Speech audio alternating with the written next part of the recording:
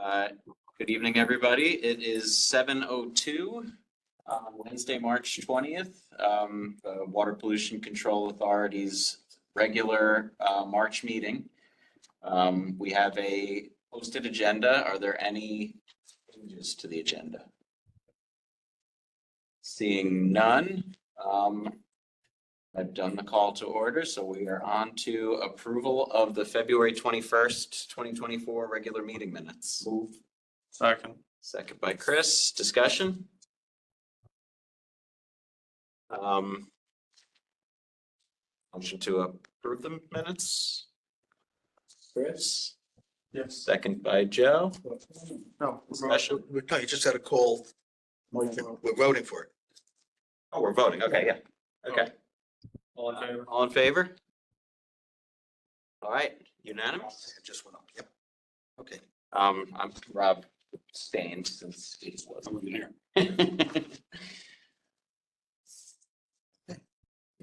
Okay, new business. So to hear, consider and act on a proposal to connect sewer at 161 Hillside Road to build a childcare facility.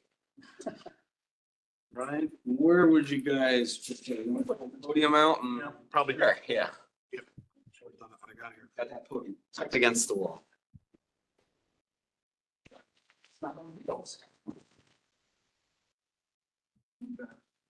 yeah, I mean, That's when you were talking about this. It's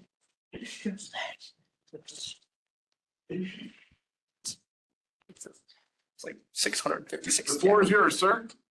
Good evening, everyone. For the record, Kurt Lowenstein, Plan Tech. I'm a licensed professional engineer in Connecticut. And we are working on behalf of the contract purchaser, who's the developer of this property, as well as the current property owner.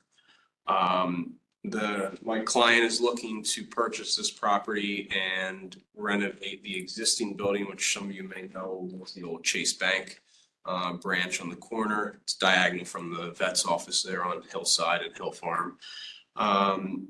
Him and his wife own a number of childcare facilities. This will, I believe, will be their third or fourth in the lower Connecticut area here.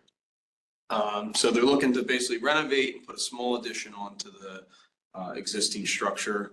The property is currently connected to septic.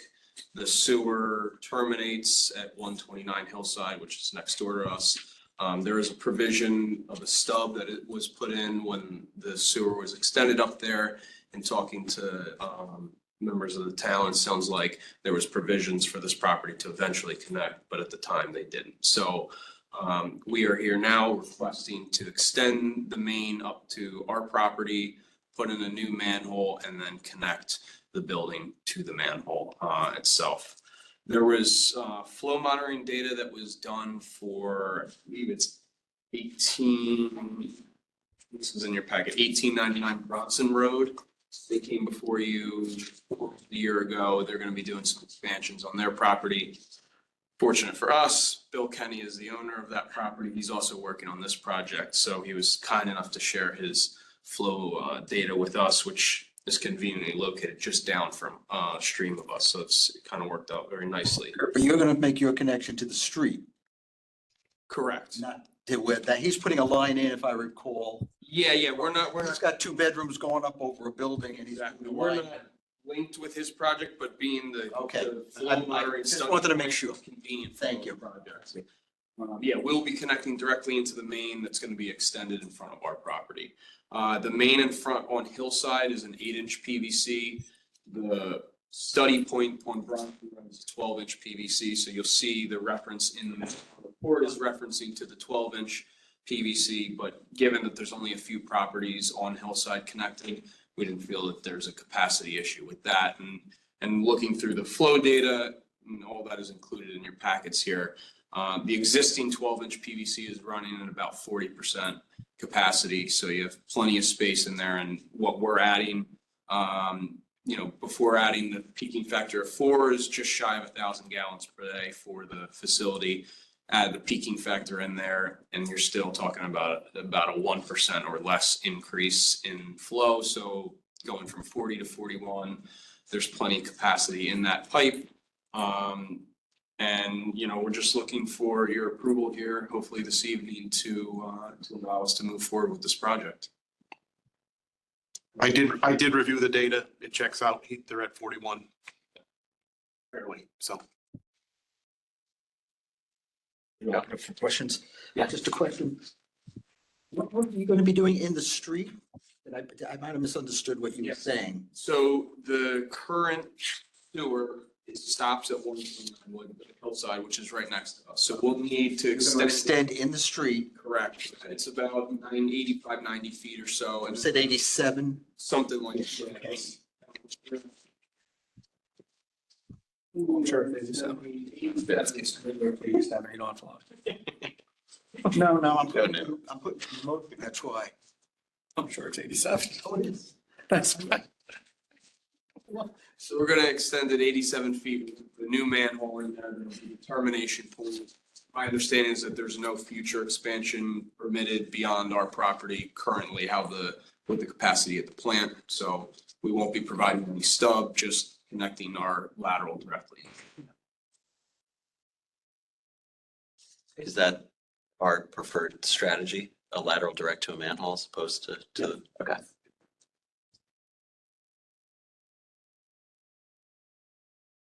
Any other questions?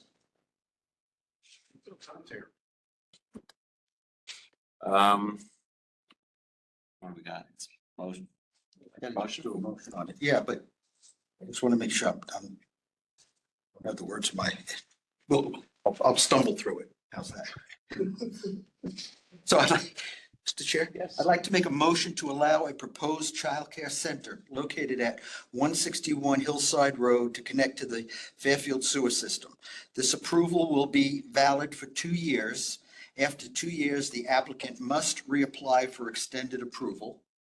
And here, you're going to be doing this pretty quickly out As of soon as possible, they're eager to get the product. We'll definitely be working within a year. the if an extension of time is requested, the WPCA at its sole discretion may require an updated capacity report. I doubt it. But I want to put it in there.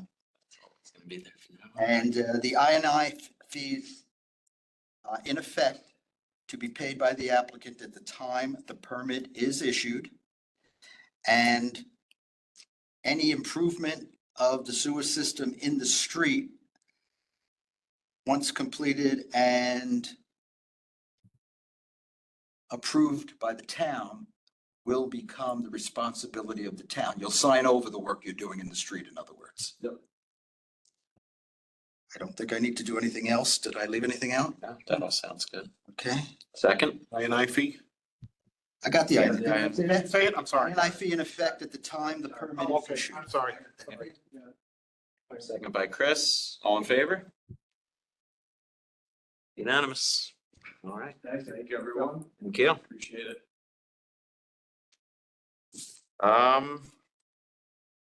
Next item on new business, to hear, consider, and act on funding for 15 smart cover flow monitoring devices for a price not to exceed $100,000. Mr. Bodie. This was brought to my attention by Matt, who saw this in the past. I reached out to, oddly enough, somebody that he used as a vendor. He put me in touch with two gentlemen, one in Norwalk, another one in, it escapes me.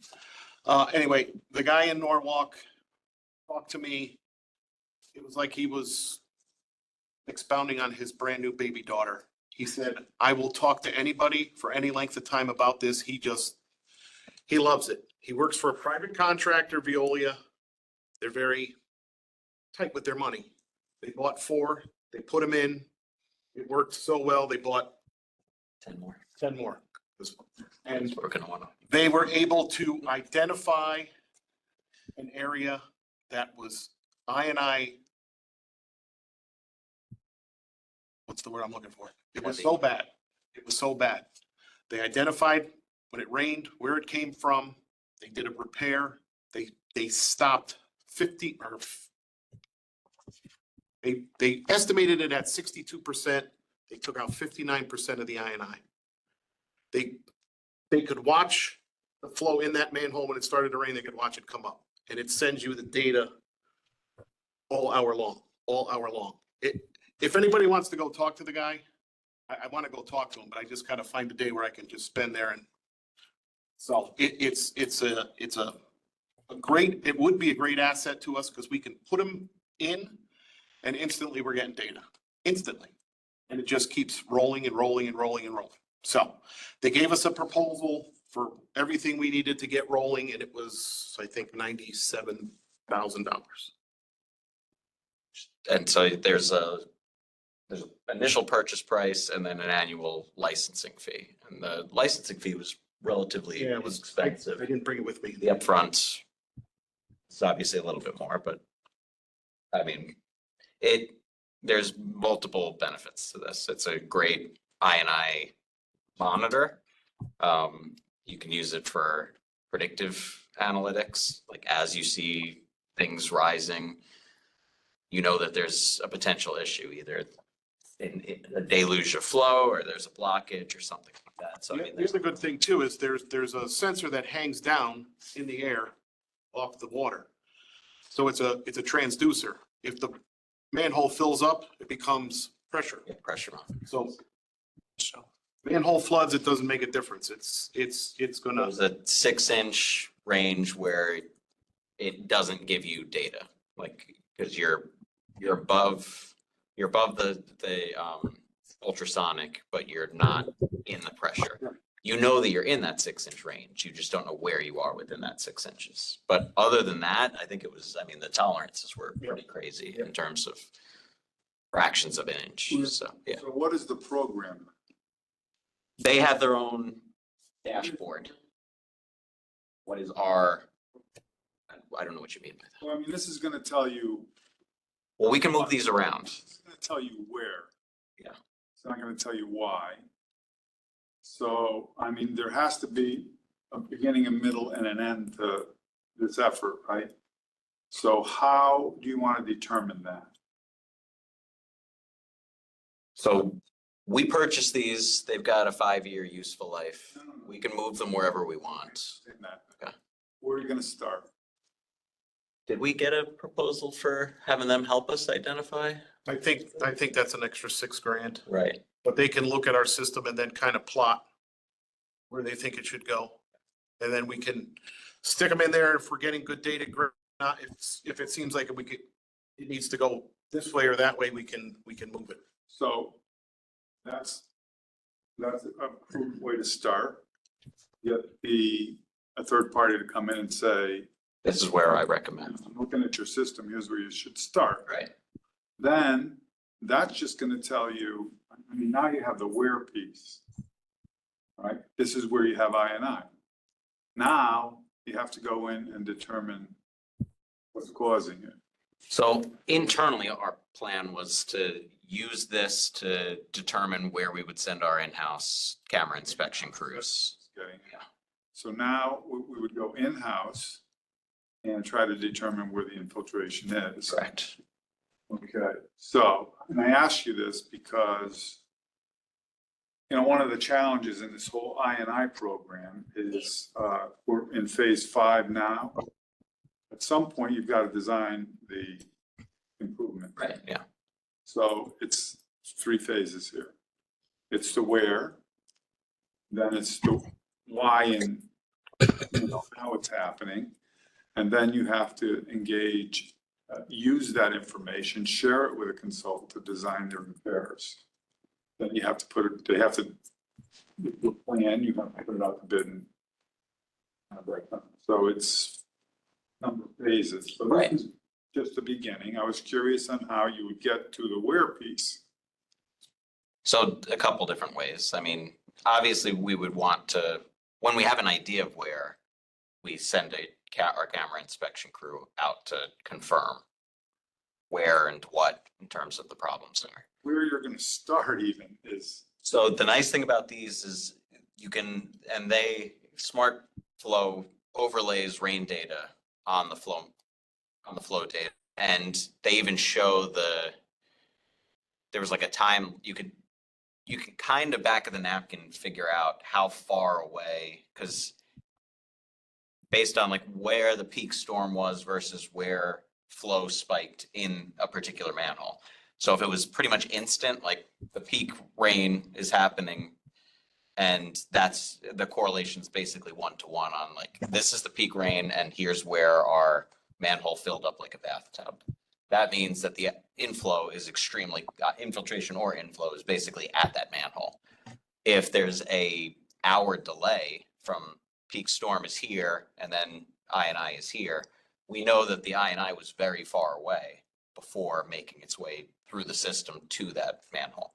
What's the interval between these monitors?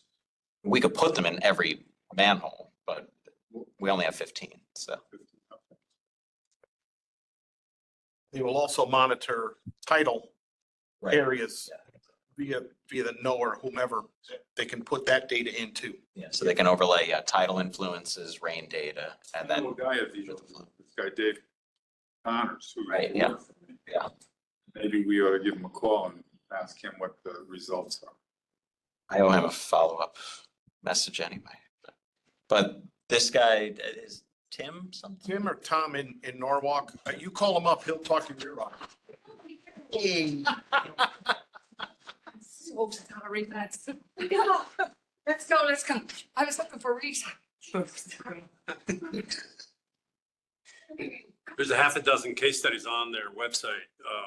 Towns like Green Bay, Wisconsin, for example, certainly larger, 120,000 residents or so compared to Fairfield, but they're obviously shining examples of success. That's why they're on the website. But there's a fair amount of data in each case study. Could you use these for flow monitoring? Yep. And it would be acceptable range for flow monitoring for percentage of capacity of pipe? I think so, yeah. So that's It what would work the same way as what, it does. So so we should be okay with doing flow monitoring this way, so we could kind of figure out what capacity the pipes are. I mean, that's one thing. We could potentially take one or two of these and depending on how many requests we're getting, move them to locations to do the flow monitoring. And just generally, I'm just concerned is that the data range is different from when you're actually doing flow monitoring, you're putting, I don't know how they do it, but I just want to make sure at least it would be. Yeah, we would be giving them the same type of information that their own flow monitors would do. Now, as we said, I'm kind of hoping that our flow monitor, that program doesn't change, that we're using these for our own internal diagnostics, not for that. I'm still hoping that developers do their own. But if they don't, this is probably how we would, this is probably how we would do it though. That is probably what you would do. I think They that would probably. pay it. And if we get enough of them, then maybe we even buy more than the 15. We literally just get 2 that we're turning into that, so. Tom? You're on mute. Muted. You're muted, Tom. It's the red button. All right, There you go. all right. No, that was my first question, if I could be heard. John, I mean, as you described it, this enables us to address I&I filtration to an extent that we would otherwise been unable to, or, I mean, could you assess or assign a dollar value to the I&I which we will be able to preempt as a result of this new technology? No. I mean, the reason I ask is it just makes it an easy financial decision if you can say, hey, look, I can feel comfortable that these things effectively pay for themselves by, you know, the improvement to the system itself and the added capacity that you know will be unnecessary as a result of eliminating I&I. But It's I mean, risk avoidance, that's what makes it so difficult to put a quantity on it. I mean, the success case studies this was used to identify and then fix I&I issues in systems. And then the biggest advantage though is it's avoided sewer overflows. So you can Sure. watch the data, see that something's coming, and then go triage it as needed. And so you've eliminated a potential spill. Yeah, I mean, again, I'm sure if I sat down with a piece of paper and thought about it for a while, I could come up with Absolutely. a case that would make me feel comfortable. You know, I'm sure there's you know, a business case to be made. I'm just wondering if you already gone through that process, but you know, on the basis of what I'm hearing, I mean, it really sounds good. So, You know, it's like you know, mining for gold, Tom. You keep looking and looking and looking and you find these major, locations that are contributing, You shouldn't be you speaking. know, really inordinate amount of I&I and then you have to just attack and address it. But, I don't want to. you know, if you have 50% of your effluent, as I&I guarantee you, in short order, you're going to be attacking that. And this ought to be mission oriented.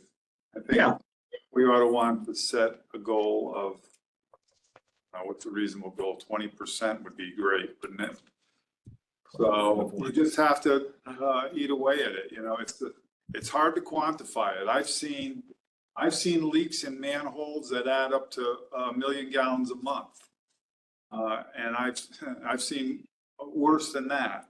One leak in a connection in a manhole happened to be in the water table. So it was big. And when we stopped that, it was significant. So you know, this hasn't been done yet.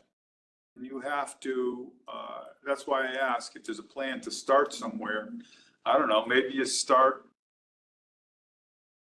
in front of, right before the MetroCog piece and work your way back. Once I mean, we'll figure that out, I think, once we get it. Christine, did you have a question at one point?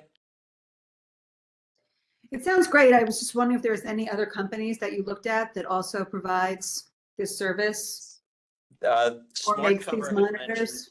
They had mentioned they're the, I think, only ones that do satellite based. Yeah. Everybody else uses cellular, I think, which is in some cases less reliable. Okay. Has Fairfield faced any charges of non-compliance for I&I? Some towns in their case studies have used the data for these devices to successfully combat charges of non-compliance. Like consent orders. Like from EPA and said, yep, exactly. We haven't. Yeah, which is good. Let's be ahead of that curve. So that brings up the negative part, putting these in place. The data is then recorded as a The record. data is available. For example, put it in place on that 8-inch pipe over by 15 Umpqua. Determine whether that pipe is capable of handling. If we had that data, we'd then be required by law to approve the project, whereas their data did not show that. See, having too much data, similar to what Rob just asked, Or could it be pulled with a FOIA request? it certainly could. Public information. I don't, I would think it is. Why I would- would have to get a legal opinion, but I would, We have This is- millions of this is dollars. operational data though. So, I mean, you can't just go like, I mean, I haven't put a FOIA request in, but I've asked for the system maps and been told I can't. Right. Public utility, I think you. Yeah, but some of the information could be sensitive. point was a good point. I mean, that would be a con to having this information. From an operational standpoint, there's no negatives here. So what I heard when I came into this meeting, I thought we were going to use it for flow data. Right, but that's what it is. As I'm walking away, at least what I've heard is we're going to use it for evaluation of I&I issues. Yeah, that's the main reason why we Okay, do well, it. there, I mean, to This- me, flow has one definition, and I flow for determining where we have issues is a different, that's why I was surprised that the question came up, what's our plan? I thought our plan initially was to put these flow monitors in to see what kind of capacity we had in our pipes.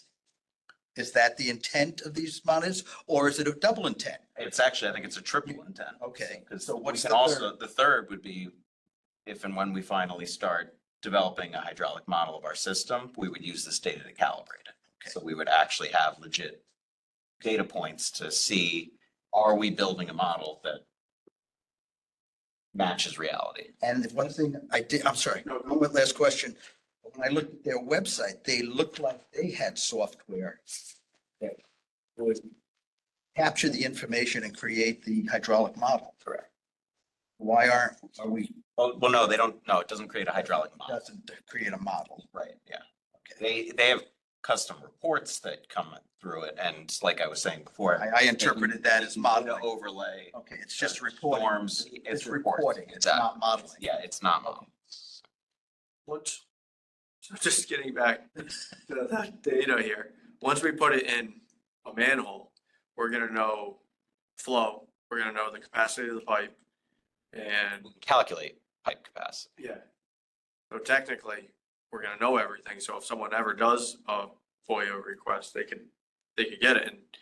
And once we put it in the pipes, we kind of know, you know, and if a developer comes to us, it's like, yeah, we know what that is. That's what I say. Which I think it's good. I think it's great. But I can see a downside to this where sometimes we know too much. That put the responsibility on us. We're saying, yeah, it's good, build it. Right now, it's on the developer. He does the analysis, and if something happens, we could certainly point back and say, flawed analysis liability. So, I mean, it's a two-edged sword, obviously. But if they ask for the flow data, we're giving them the data. We're not giving them Yeah. pipe capacity. Like they still have to do their leaking factor and the capacity and all that kind of stuff. And then we validate that, so. And we're still not being above an 80% capacity. So even if. That's correct. I am not certain. So what's gonna happen when we start going down and looking at our lines there and start seeing there, a lot of them are over 80% capacity? Like down by the plant. If they are during dry weather, then we're screwed. But I mean, wet weather, yeah, it's gonna happen. Oh, right, sorry. I'm just saying is that all of a sudden we're gonna have this data and we're gonna start looking at it and say, oh, wow, we have some pipe issues here. You have pipe issues. That's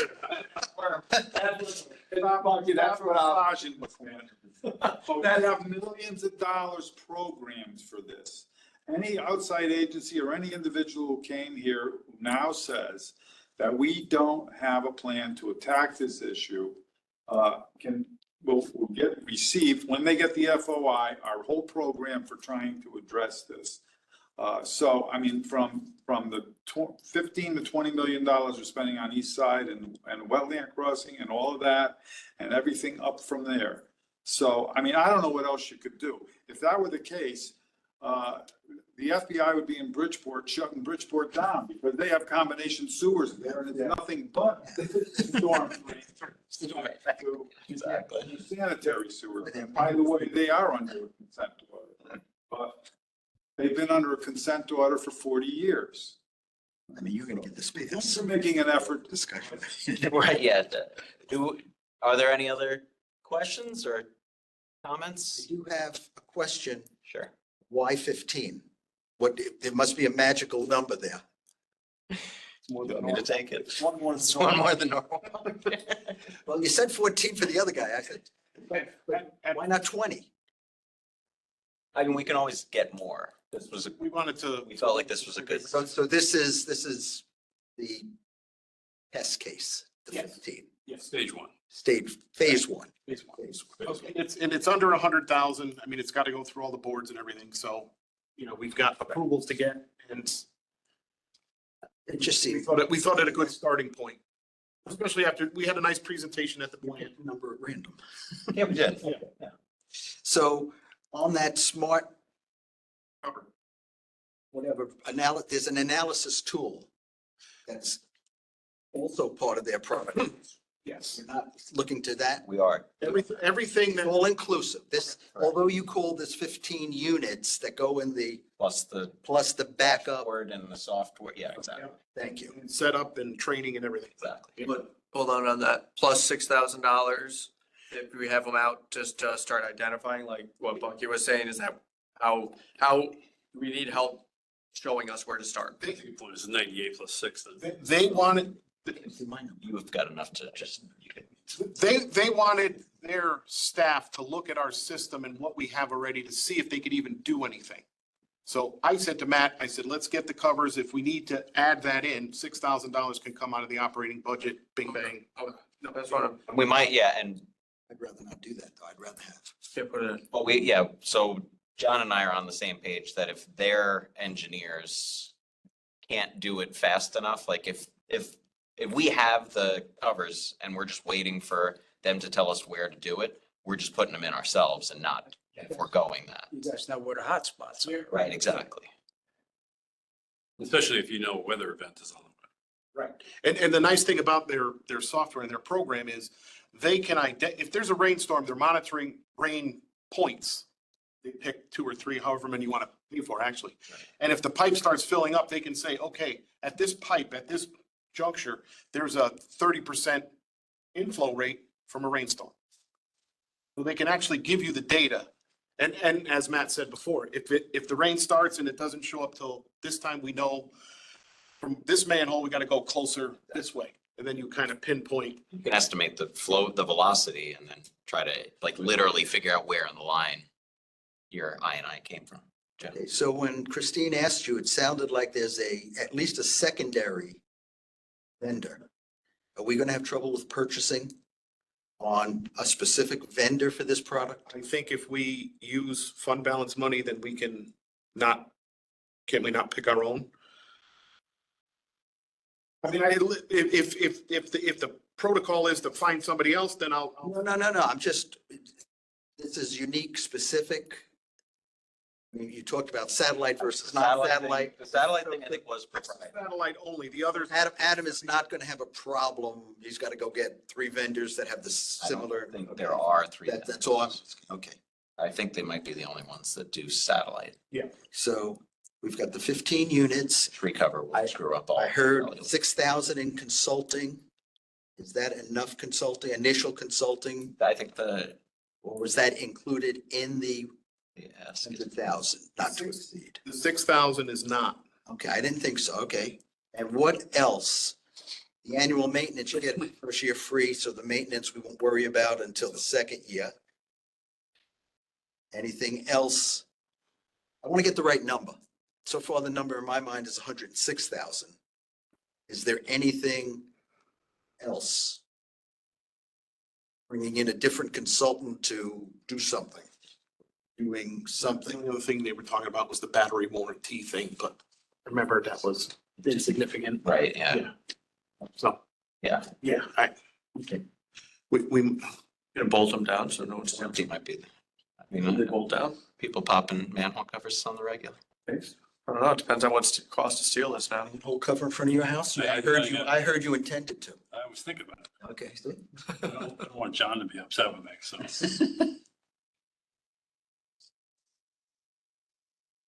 I think we're good. They have alarms when the manhole cover is tilted, there's an alarm. So John would know when the manhole cover is open. Track it too, satellite, I'll track it where it's going. Right, yeah, exactly. Going to the Troyes. the satellite antenna is affixed to the cover. Yeah. So if you pick the thing up and start running, you're gonna know where you're going. Yeah, exactly. Motion. Finished with the discussion? I'm finished. Is everybody else? I'd like to make a motion to approve funding in an amount not to exceed $106,000 to purchase 15 smart cover flow monitoring devices with associated consulting services from AccuFlow. Second by Chris, all in favor? Unanimous. All right, Item C, to review, discuss, and approve the fiscal year 2025 capital budgets.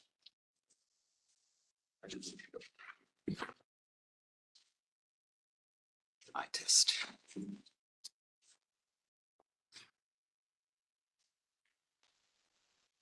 So this is what was attached. Back up. I do have some questions and I'm happy. Do we need a motion or we just go right into discussion? Put it on the table, yeah. So moved. Seconded. So I do have a couple of questions. I guess, but John, you put this together with, I mean, it's got everything in it with with the exception of one of my pet projects. So I'm going to ask that one first. That pipe that goes from Ruane to Thorpe is to be on our capital. Everything else is in there. But that pipe started out as 200,000 in 2019. And it was about $1 million the last time I saw it, replacing that pipe in the wetlands over there. Wasn't that part of the Cinto project and we were in negotiations with them? Cinto has stopped building though, and we had 100,000 from a promise from him for 100,000. And Well, I was in a meeting where we were negotiating for significantly more than that. And that's where that stopped. And if you want to put that on this. well, I'm just asking, it's just a question. That's if we, No, put it on, put whatever you want on here, you know. This is what I have, in collaboration with John and all the reports that I have on my desk. We supplied this to Sabrina and this is what we have.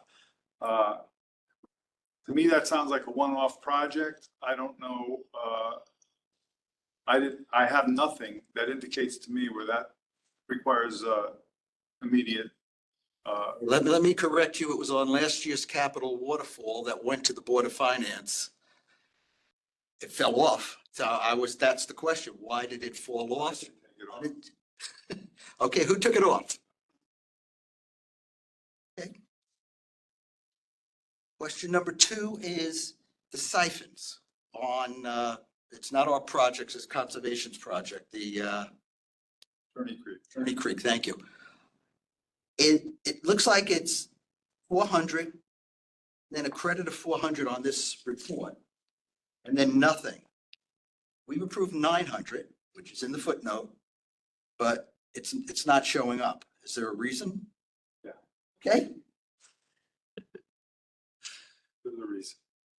can we hear the reason? Yes. There was a bond resolution that was approved by all of the boards and commissions in town, which reflected your $400,000 approved contribution. You later, after Bill Hurley advised you that it was going to be more than that, approved another $500,000.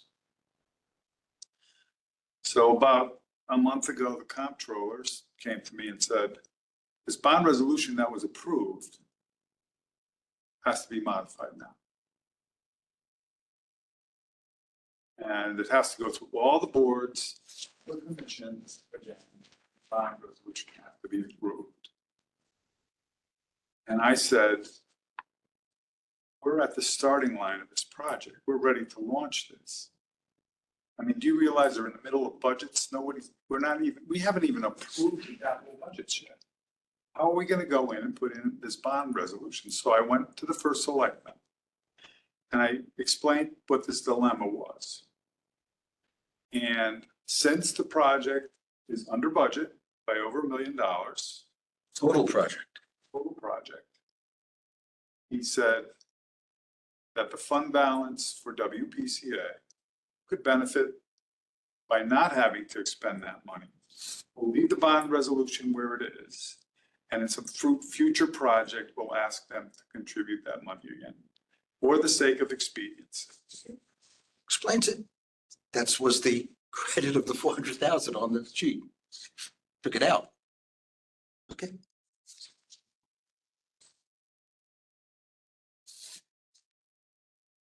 Any additional questions? My only other questions are, I don't know who calendarized this, but I don't think we're gonna get, for the purposes of what we're doing in 2025, the pump stations and the Fairfield Beach Pump Station and Force Main. I don't think we're gonna be looking at that $10 million, that larger number, 10 million for plant and equipment. But that, So understand. anybody could put them in a column. I mean, I can't prove or disprove. This is capital budget. This is a capital plan. So when you bond something, you don't bond for partial of a project. That is correct. You bond the entire I knew project. that. So, can we spend $10 million in 1 year on the plant? I don't know. I doubt it. But you got a bond for it because I can't issue a purchase order. Don't bond for it in advance. You approve the bonding in advance for that amount of money. Sometimes you issue bands and then you wait to bond. Correct. I have not yet been advised as how your fund balance and this capital plan and townside bonding is going to work. So, and I brought that up at the Board of Finance meeting the other evening. There has to be a meeting of minds between the Finance Department and this commission as to how this is going to work. Is your fund balance going to be used in the future solely for debt service? Or is it going to be a contribution by percentage or by agreement of what the project value is? That discussion came up in the Board of Finance the other evening. And Jim Walsh said, he'd be happy to hear this, that he felt the town was obligated to bond more generously because the sewer system in town contributes to economic development. That has been something I've been saying since I got here. It's important and it's a lot of money and that has to be considered. So that hasn't been resolved yet. So when we put numbers in columns for years, that can represent a bond resolution. When they bond the money, I don't know. It's up to them. When we need it. I guess my only question or concern about this is there any impact, positive or negative, of we put it in fiscal year 2025 and we either underspend or we don't make it in that year? Is there a downside to doing, like to forecasting it in 2025, but it actually hits in 2026? Or further years? Look, it's a budget. I understand. I'm saying, is there any negative impacts to doing it this way? What's the impact? You do it. Oh, so what is the downside of putting it? So if we put 10 million in 25 and it actually occurs either. That's 1 million in going to drive your interest payments over the next 20 years. So that's going to, wherever it starts, so that's going to affect your operating budget. You're not going to pay interest payments until the bonds are issued. That's correct. Right. So if you're showing a $10 million bond issuance and not have a project, that's the way this sheet reads. Oh, I'm not going to get involved with the way the Why don't town's. you talk to the board? Why don't you talk to the chief financial officer or whoever is acting as chief financial officer and determine how that's going to be? Look, Let's take a vote on it. End it here. We don't have the right people in the room. Okay. you're right. That's another conversation that has to happen. That's above my pay grade. And that's between you guys and the finance department. Determine how that happens. But I can tell you this, no one's going to assess debt service until the bond is issued. And this is a programmatic approach to what the capital needs of the WPCA is right now. Any other questions or comments? Seeing none, motion? We have a motion open, We have a motion so. We had a motion. to vote. review, discuss, and approve the FY 25 capital budget. All right, so all in favor? Opposed? I mean, the other problem is there's a statement on this that says something about WPCA funded. This is not showing any funding. This is showing a bunch of numbers on a piece of paper. Okay. That's another problem. All right. Well, I didn't see who approved, but I saw at least 3 nots, so it does not pass. Okay, Yeah, we need further discussion with the right people. right, okay. All right, we do not have an approved budget. Capital budget. It's the next agenda item. That was the last. It's not. We have item D, to review the fiscal year 2025 operating budget as it relates to the assumptions supporting interest expense. Is that the one that I had talked to Frank about at the beginning?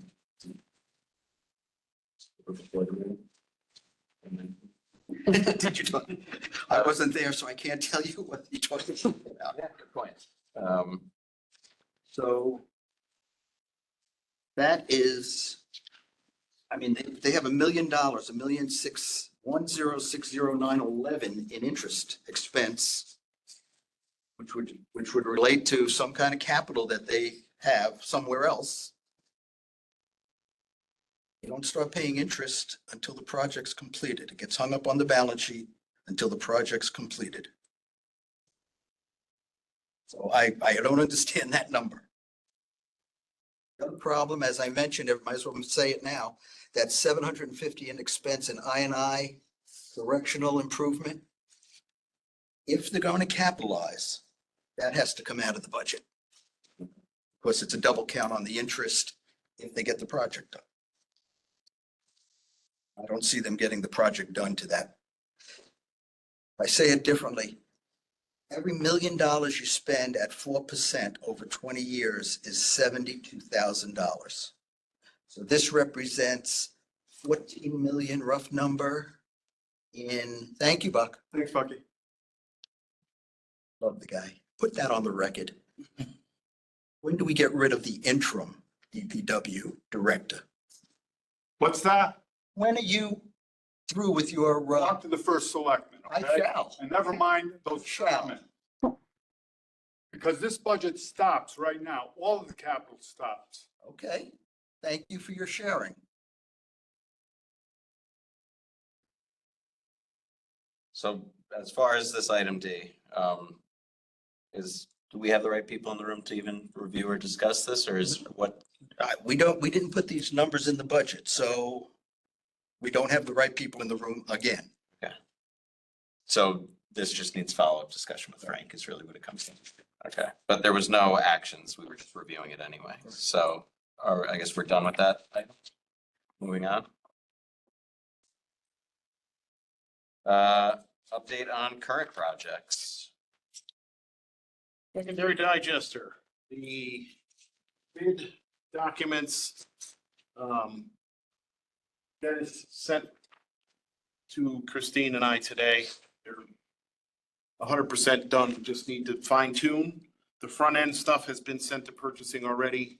The hope is to send it out to bid the first week of April. Pre-bid walkthrough is on the 12th. So we hope to have the bids in by beginning of May and start shortly after. Sounds good. That's all I got on that.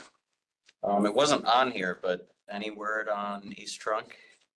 Did that? it was supposed to be Yes. About to go out to bid, right? Here is the revised timeline. Yeah. Okay. On 3/18, the bid, the package was sent to DECD. And I had what that stood for, and I don't know what it is now. So they expect to receive it back from them by April 1st. Comments to be addressed, if any, prep of documents, mid-April. If there's no other comments by DECD or the end of April, bid should be out. Mid or end of May, bid should be received.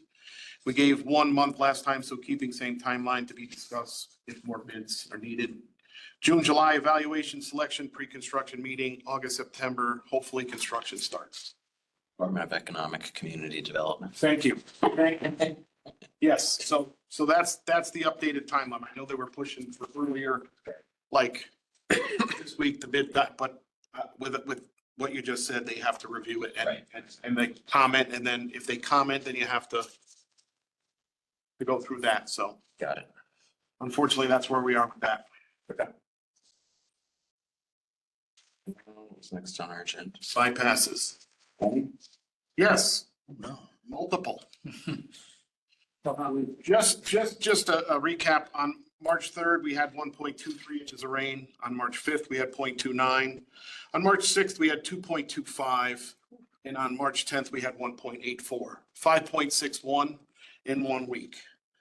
So we bypassed in between Kings Highway and I-95, Haley Avenue, Berwick, Grassmere at Kings Highway, Woodside Ave, Home Street, 75 Hibiscus, Dresden Street, 192 Lynbrook, and 846 Holland Hill. Our guesstimate is about 15,000 gallons bypassed. There was also an issue at a 3-family house on Riverside Drive. It's a multifamily dwelling. Unfortunately, their sewer line, which is an 8-inch, connects right to the east trunk line. So when the east trunk line surcharged and was full, nothing went out, and that 3-family got the brunt of it. So I know there was discussion between the homeowner and Mark. Yeah. So they might be before us in the coming months too. But that's, I don't know for sure. That's just speculation. But that's, now, I will say that our flows have come down from 21.5 million. So we're about back to normal. So the storm coming in this weekend will probably dump another 4 inches of rain and we'll be right back where we started, but let's hope not. That's it for bypasses, but that's enough. Do you have a lot of houses that are directly to that trunk line? The people on Kennard, Yeah, it's directly, directly in, right? yeah, but unfortunately, this line is an 8-inch on a street and it ties directly into the trunk. Right. So on a normal time, it's obviously way above where, but, and, Normal time. right, and I don't think they could really flush for 2 days. There's no backflow preventer on the line? No, which they couldn't, Needs to be. they could install, because we had the same problem on School Street or the past, but Right to. Yeah. Oh, it just. it's allowed. way. Just One way. Yeah, I'll allow it out. That's what I thought. You could do it. There's a lot of multiple, so we hope. They have, I mean, they need to have. Because it's on their property. I mean, we can put it anywhere on the lateral. So I mean, even in the public right of way, they tie into the, Should we? I think we should. But there's more than one. That's why I asked how many houses. Well, it's a 3-family, so That one. they were the only one on the street that the back, were affected. Considered. I mean, for sure, yeah. But that would be something we would have to do on their property, Well, or, on their lateral. right, Or or on the lateral, but not necessarily on their property. If they're tying in direct to the trunk line, Not misspeaking. So, you could put the backflow anywhere, Right. within the lateral, right? but their street is this, and the trunk line goes this way or whatever. So there's a town 8-inch line here that connects however many homes are on the street. So this 8-inch connects right to the trunk line. So this Oh, line, and then they tie in. this line back, our line backed up in the street, then subsequently backed up into their house. Just because the flow didn't have anywhere to go. This is not where we're doing the work.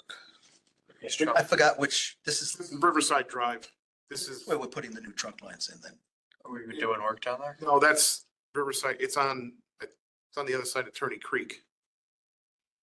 Oh, okay. It's between Turney Creek and the plant. Yeah. Okay. So like if that's the lateral, It's, couldn't we just put the backflow right there? We'd have to dig in the street. Well, Or the or, back, you mean the, or like the couple feet of their I mean, wall, like, I mean, at least. technically, they own right to our line in the street. Oh, they do? Yeah, they do. Yeah, They do. yeah, they're responsible for anything that happens from. From their house right to our line in the street. So could you put a backflow on an 8-inch line? I guess you could, yeah. Yeah, would it be worth it on that one? Since they're probably, are they the lowest one in the street? Would it be worth it looking at an 8-inch into The only problem I see with putting a backflow on the 8-inch line is if they're the only one affected, if the trunk line surcharges again, now you got every house that's connected on that line. It's not being able to flush. Yeah. I'm surprised it was just Subsequently going into their house. someone else. Yeah, exactly, right. It's, That's the best place to put it is, Beyond that house. single. Cause yeah, they'll still have the same issue. if They can't flush, but at least they won't. get right. Or in their own way. Yeah, Going in. exactly. Motion to adjourn. Or motion to adjourn. Second.